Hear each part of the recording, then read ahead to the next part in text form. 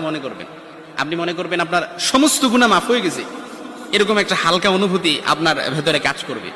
খুশির জন্য মনে হয় না?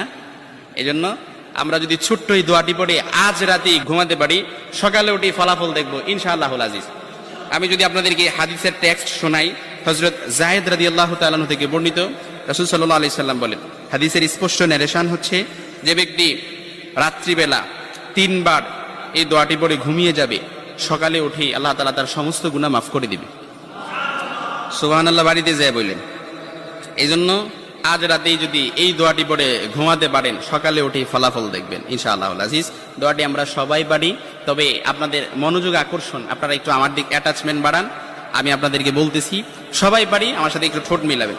আস্তাগফিরুল্লাহাল্লাযী লা ইলাহা ইল্লা হুয়াল হাইয়ুল কাইয়্যুম ওয়া আতুবু ইলাইহি লা হাওলা ওয়ালা কুওয়াতা ইল্লা বিল্লাহিল আলিয়্যিল